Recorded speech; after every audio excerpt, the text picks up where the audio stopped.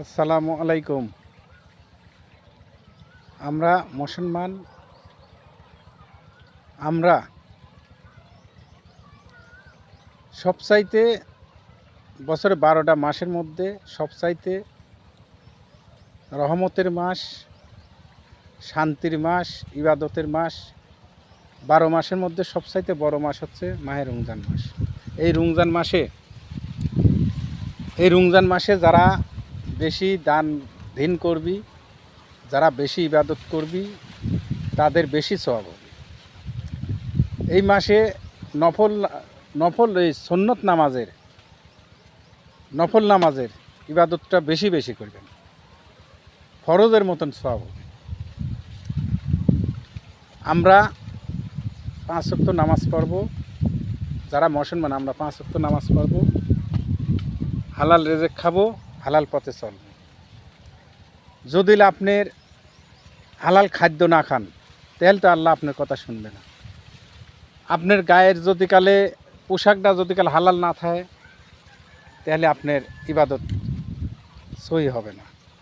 আপনার গায়ে পণ্যের আপনার কাপড়টা যে আছে, লুঙ্গি হোক, পায়জামা হোক, প্যান্ট হোক, আপনার পণ্যের যে কাপড়টা আছে সেটা যদি হালাল না হয় আপনার ইবাদত ঠিক মতন কবুল হবে না। আপনার মাথার টুপিটা যদি হালাল টাকার না হয় তাহলে ইবাদত ঠিক মতন হবে না। আপনার খাদ্যটা, আপনি যে খাদ্যটা খাচ্ছেন ওই খাদ্য খাই ইবাদত করতেছেন, আল্লাহ ডাকতেছেন, খাদ্যটা হালাল হওয়া লাগবে, তাহলে আল্লাহ কবুল করবে। আপনি যদি খাদ্যটা ভেজাল থাকে তাহলে তার আপনি নিজেই তো বোঝেন। ভালো মন্দ পৃথিবীর যত মানুষ আছে সে যে জাতিরই হোক, ভালো মন্দ সবাই বোঝে। আপনার ইহুদি, খ্রিস্টান, বৌদ্ধ, চাঁড়াল, হিন্দু যত জাতি আছে সব জাতি কিন্তু ভালো আর মন্দ বোঝে, যে এরে ভালো আর এরে খারাপ। আমরা যেমন মুসলমান ভালো মন্দ ভালোভাবে বুঝি, ওই সব ধর্মের লোকই মানুষ যারা তারাও বোঝে। আজকে আপনি একজনে অন্যায় করবেন, আপনার সেই কিয়ামতের মাঠে যা এই অন্যায় পূরণ হবে। তার কারণ আজ যদি কালে দুটো গরু লড়াই করে, একটা গরু যদি কালে একটা গরুক যা ঢুস মারে, কিয়ামতের মাঠে ওই গরুক ঢুস দেওয়া পরিশোধ হবে। তাহলে আমি আর আপনি আমরা মানুষ, আমরা যদি একজন অন্যায় করি তাহলে আমারে কি পরিমাণ হইতে পারে। আল্লাহ তো আমারে চোখ দেছে, কান দেছে, মুখ দেছে, লাক দেছে, হাত দেছে, পাও দেছে, আমাদের মাথার বেন দেছে, শোনার ভালো মন্দ সব বোঝার শক্তি দিয়েছে। আমরা বুঝে যদি কালে অন্যায় করি তাহলে আমাদের সেই দিন কী হবে।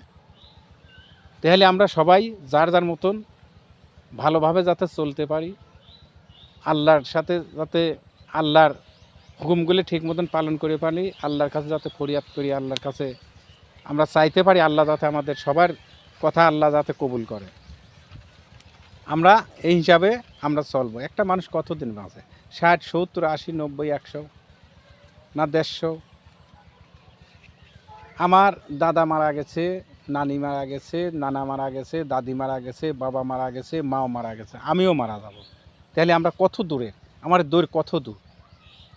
আমাদের দূরত্ব রাস্তা হচ্ছে কবর।